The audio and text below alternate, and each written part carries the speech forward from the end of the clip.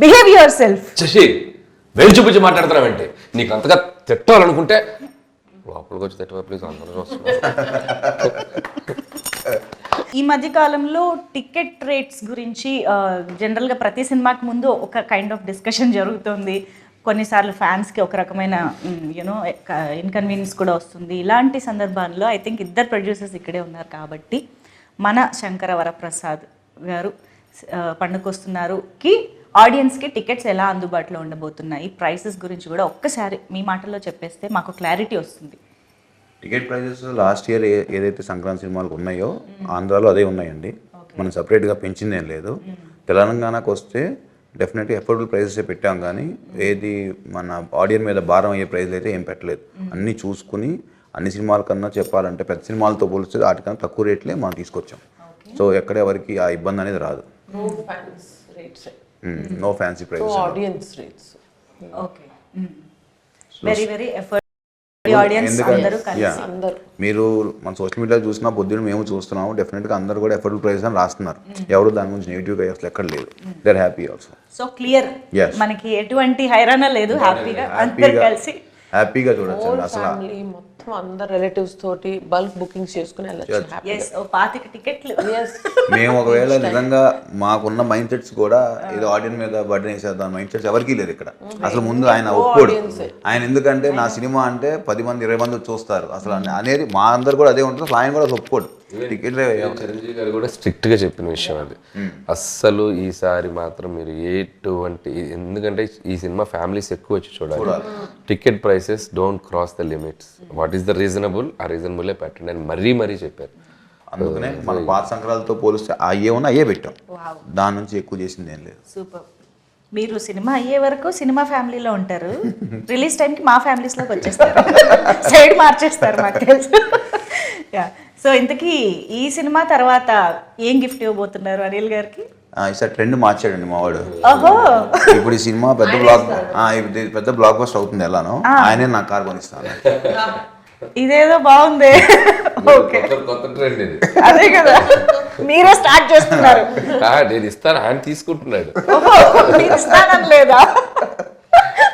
ఇవ్వమని అన్నారండి. US 1 million premier కొడుతుంది అని చెప్పాడు ముందు, ఎప్పుడు ఒక 1 మంత్ ముందు.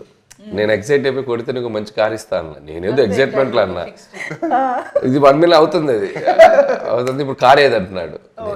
కదండి, మాటే కదా. బుకింగ్ చేశారా లేదు? మా డైరెక్టర్ మాట నిలబడతాడు.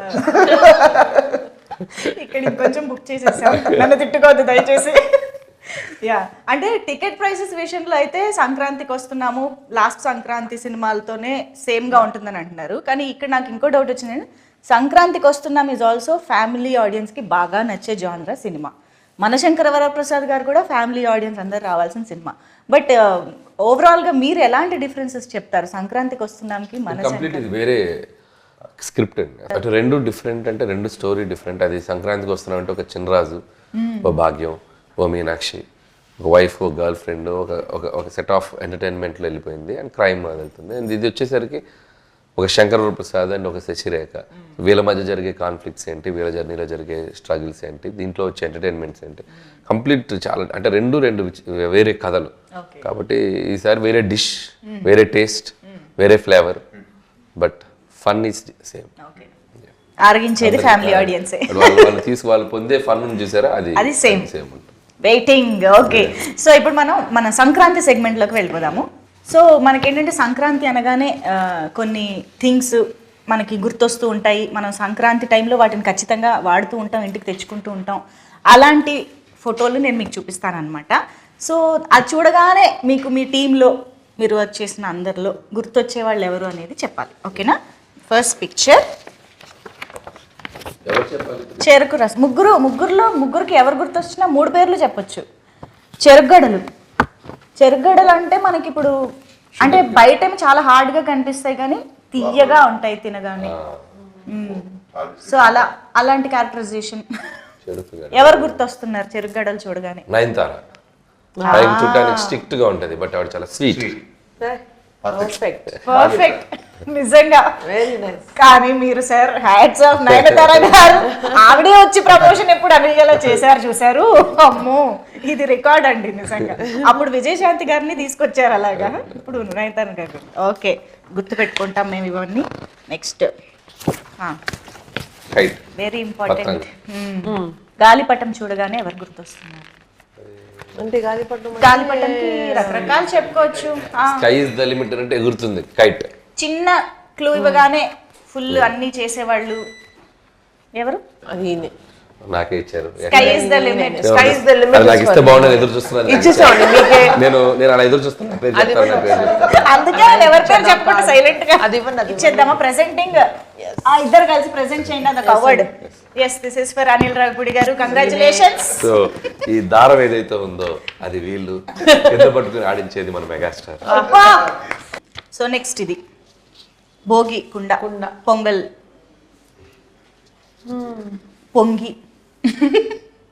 మనం ఖచ్చితంగా అది ప్రొడ్యూసర్లకే ఇవ్వాలి. ఎందుకంటే వాళ్ళ భోగి పండుగ రోజు అలా ఉడికి పొంగు ఒక వచ్చినట్టు మ్యూజిక్ డబ్బులు వేసుకోండమ్మా, ప్రెజెంటింగ్ డబ్బులు ఎస్.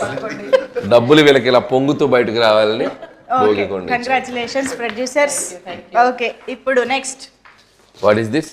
పందెం కోడి. ఈయనే అనిల్ గారు. ఆయనేనా? సంక్రాంతి పండుగలో ఆయనే ఉంటాడు కదా. ఉన్నా లేకపోయినా నేను ఉన్నా అంటారు. మీ పందెం కోడి ఆయనేనా? అంటే- కానీ ఆయన అసలు పందెం కోడి కూడా కాదేమో ఇంకా. అది చూడగానే అది కూడా నాకు వస్తే బాగుండు అనుకున్నాను. వాళ్ళు నాకు ఇచ్చేద్దాం ఇచ్చారు. ఇచ్చేద్దాం. ఇగో People మేమే. highest betters మేమే. మేమందరం కూడా. ఓకే, ఇక్కడ మీలో మీరే పంచుకుంటున్నారని చాలా మంది చూస్తూ ఉంటారు. అండ్ ఎస్, భోగి మంటలు.